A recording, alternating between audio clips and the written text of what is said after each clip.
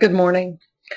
I wanted to do just a short video on browsing, internet browsing, and you'll see this when you take CIS 146, 130, depending on, but the, the browser has lots of settings that you can set up. Um, Do you see that? This is Google. You can clear your browsing history, your download history, your cookies, the cached images and files, and that's an important one right now, right there. Passwords, autofill data. The cookies, I think everybody in general understands what a cookie is. It is a small text file that is saved to your computer every time you load websites. And the browsers used to give you the options to, and it still probably should under tools, uh, whether or not to accept those cookies or to prompt you for them or, not accept them. If you don't accept them, the sites just sometimes won't even load out. If you prompt for cookies, it'll just drive you absolutely crazy because there's so many of them. One website, for example, might save 20 cookies to your machine. This site says that there's three different kinds. There's session or transit cookies, permanent, persistent, or stored cookies. A session cookie is when you're actually doing a shopping cart or something like that. It maintains the session until you get through. Transit cookies just going from one website to another because believe me, when you surf, they record where you went, how long you stayed there, all that kind of good stuff. The stored cookies are stored on your computer, and if you delete them, then regularly, and that's what you'll want to do. It's just a lot of times those cookies are there to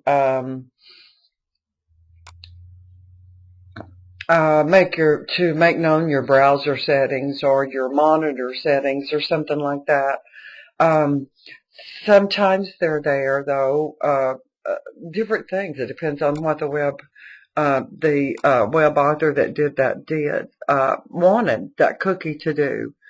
So cookies, and let's see, I wanted to see, I didn't look that up. Let me pause just real quick and see if I can find the actual folder of the cookies. I Googled where they save them. You used to could just go right to them, but in our system they've hid them. I did find the internet options, and that's one of the things that I use from time to time. There's your browsing history, and you see it's this thing. Delete temporary files. Those temporary files and those cached files that it talks about right here. A cached file is a copy of that web page that you went to. So that folder gets really large. It saves all the images that are on there. Those temporary internet file folders can get a really large folder, so you want to do it fairly often. The history is everywhere you've been. The cookies is all those cookies, and those are really small text files. They're like 1 kilobyte of space. Doesn't save very much, but much space, but still, I delete them from time to time. In your internet options, let's see if there's anything else I want to say. It tells you right there, copies of web pages, and the cookies, the history download, form data, all the form data you've typed in. Okay, then here on this, here is privacy. When you click the Advanced tab, there's your cookies. Now see that you can accept them, you can block them, you can prompt for them. And like I said, if you block them, they won't show up right. The website. If you prompt, it'll drive you crazy. But you should try it sometimes just to see what it's like. I always block my third-party cookies. The third-party cookies are your trackers. They're tracking what you do. So I always block those. So you want to check. That's under your privacy tab under Internet Options. When you look at the Advanced tab, all of these are things that you have decided, or the default is there. You haven't decided. So let's see. The accessibility, browsing. Do you see how You can see script debugging, those kind of things, talking about JavaScript that's embedded into the web pages. Underlying links, you can decide. All of this advanced tab is things that you can decide. Now, don't check it or uncheck it unless you research and do understand what that particular thing means. But you might want to do that. Your security here, usually it's set to a medium level because too low lets everything in, too high won't let the websites load. Okay, so that's Google. When you look at Firefox, it's much the same. Do you see here's your usual, what's your home page in when it loads, save files to downloads, open new windows, all of those kinds of options. When you look at, let's see, there's your search, your content, block pop-up windows. That's one of the things that you want to do right there. Applications that you have, privacy. Here is where I don't let it remember my history.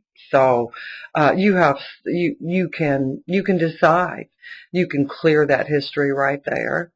I don't let it remember it, so it was really quick and there. I didn't have Google set that way. Here's your privacy. When a site wants to install add-ins, block reported attacks, block forgeries, all of those kinds of things. Here's your password. And then your advanced. Ask me every time. Let's see.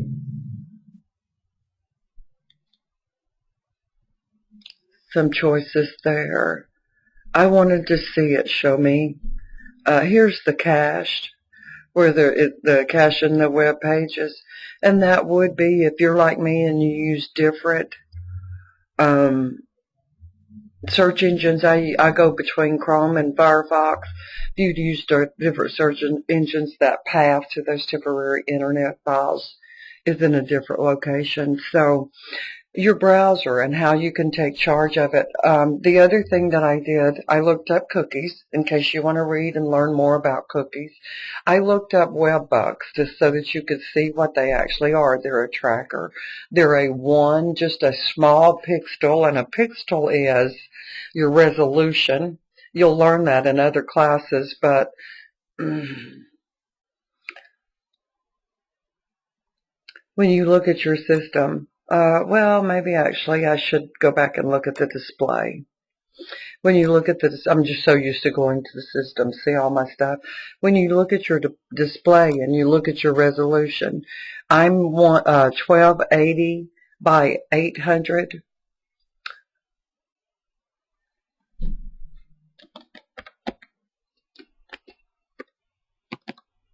That's how many pixels I have on my screen, 1,000,000 something.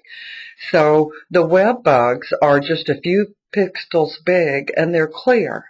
So that, but what they're doing, web bugs allow the background to show through, making them invisible. And showing you how it show up in the iframes and different things. When surfers might not realize the host, it's not the site that you went to, will allow a third party to embed a web bug in their page. In this case, it requests the page, it's loaded, it tracks you. That's what it is for marketers. Marketers use embedded web bugs. They want to know what you do, where you go, what you did when you were there, all that kind of stuff. So there's certain pieces of information that travel with you when you surf, your IP address, all of those kinds of things. So yes, it is trackable and traceable what you do online. So I wanted to do a real short browser history, nothing elaborate, just to introduce you to, be sure you clean up your browser. If you work in a lab, you might want to clean it up. Maybe you don't care, but if you're at home, you at least want to delete your temporary internet files because that can take up a whole lot of space. Delete your cookies from time to time, things like that. Okay, short and sweet. Nothing major on this little video.